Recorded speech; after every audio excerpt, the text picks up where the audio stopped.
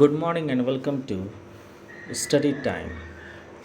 My name is M. M. Alam and today we are going to study a new poem and the name of the poem is The Road Not Taken by Robert Frost. Before starting this poem, I would like to give you a brief description about Robert Frost.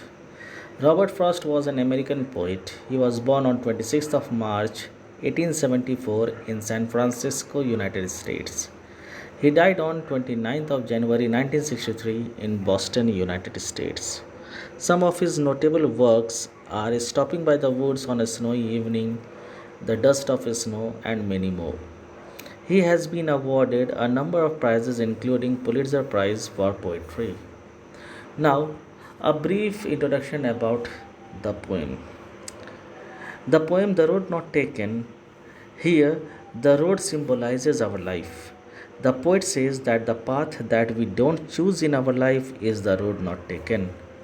He describes his feeling about that choice that he had left in the past.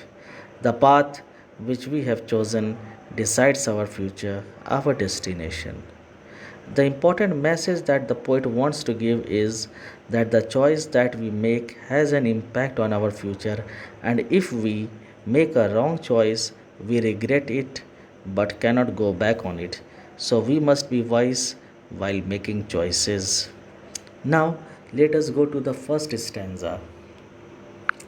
Two roads diverged in a wood, in a yellow wood, and sorry, I could not travel both. And be one traveler, long I stood and looked down as far as I could to where it bent in the undergrowth. Here, in the first stanza, diverged. Diverged means separated and took a different direction. Now, yellow wood. Yellow wood means a forest with decomposing leaves. Undergrowth. Undergrowth means dense growth of plants and bushes, or you can say forest. So, here the poet says in the first stanza that once he was walking down a road and then there was a diversion. There were two different paths and he had to choose one out of them. The poet says that as he was only one person, he could travel on only one road. He had to choose one out of these two roads. Yellow wood means a forest with leaves which are wearing out and they have turned yellow in color. The season of autumn is being represented here. Now, yellow wood also represents a world which is full of people where people have been living for many years. They represent people who are older than the poet. The poet kept standing there and looked at the path very carefully as far as he could see it. Before taking the path, he wanted to know how it was. Was it suitable for him or not? He was able to see the path till from where it curved after it was covered with trees and was hidden. It happens in our life also. When we have choices, we have alternatives, but we have to choose only one out of them. We take time to think about the pros and cons, whether it is suitable for us or not, and only then we take a decision on what path we should choose. Now, let us go to the second stanza. Then took the other as just as fair, and having perhaps the better claim, because it was grassy and wanted wear, though as for that the passing there had warned them really about the same. Now, here the difficult words are fair, as just as fair. Fair means as good as the other one. Now, claim. Claim means better option. Grassy, unused, not used. Wanted where. Wanted where had not been used. Wanted where means had not been used. Now, in this stanza, the poet says that he kept on looking at one path for a long time to check if it is the right path for him or not, and then He decided and started walking on another path because he felt that both the paths were equally good. He says, just as fair. So, he felt that both paths were equally good and started walking on one of them. He adds that maybe he felt that the path was better for him, so he chooses it as it had grass on it, which means that it was unused. Not many people had walked on this path earlier. That is why this path was grassy. And wanted where means that it was not walked over by many people. After he walked on the path for some distance, he realized that both the paths had been worn out the same way. Both the paths were similar and worn out. Even in our life, we take any path or option, but all of them have the same benefits, disadvantages, problems, challenges, and we must face them. We think that we are choosing a better option, but it is not that way. Now, let us go to the third stanza. And in the third stanza, the poet says that, and both that morning equally lay in leaves no step had trodden black. Oh, I kept the first for another day, yet knowing how way leads on to way, I doubted if I should ever come back. Trodden. Trodden means to walk over. In this stanza, the poet says that both the paths were similar that morning. Both had leaves on them, and no one had stepped on them as they were still green in color. He decided that that day he would take one path and keep the other path for another day.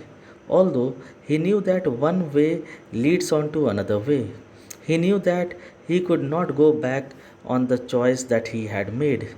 Similarly, even in our life, once we choose an option, we must keep on moving ahead with that option, and we never get a chance to come back and take the other option that we had left earlier. Now, let us go to the last stanza, and the last stanza says that I shall be telling this with a sigh, somewhere ages and ages hence. Two roads diverged in a wood, and I took the one less traveled by, and that has made all the difference. Here, sigh. Sigh means deep breath. Hence, hence in the future. So, in the last stanza, the poet says that in the future, he will take a deep breath and say that once upon a time he had reached such a point in life that there were two options for him, and he traveled on that road which had been traveled upon by lesser number of people.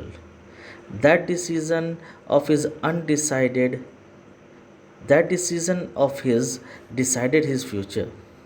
Similarly, in future, when you grow up, then you will say that once upon a time, when you were young, you had two options. The choice that you made you what you became of it. This is a very strong message for all the students that you should be wise and be careful while making choices out of the options that you have in your life, because your future depends on the choice that you make today. Now, let us go to the rhyme scheme. See, the last word of the first line is wood. Wood is rhyming with stood. So, if wood is assigned as A, then stood will also be assigned as A. Now, see, second line, last word, both, growth, B, B. But the fourth word of the last word of the fourth line, would, stood, could. So could can also be assigned as A, because would, stood and could are rhyming with each other. So all the threes are A, and both and growth are rhyming, so they are B. Because both is not rhyming with would, so let us take that B. So the rhyming scheme becomes AB, AAB. So this is the rhyme scheme. You can check also. Fair, where, there. If fair is assigned as A, where A, there A. Claim, same, B, B. So we can see once again that A, B, A, A, B. A, A, B, A, B, A, A, B is the rhyme scheme. And finally, some poetic devices we should discuss. We can see wanted where. Wanted where. So WW here. Wanted where. Wanted where the sound is W sound, we can say, is seen here, and when the consonant sound is being repeated, then it becomes an alliteration. So first, for, though, that. So these are alliteration. Also we can see repetition as ages. Ages, these words are being repeated again and again. So ages comes under the poetic device repetition. So finally students, I hope that you have understood this poem. If you have further doubts, you can comment, and kindly subscribe my channel Study Time and press the bell icon so that you can get further updates. Thank you.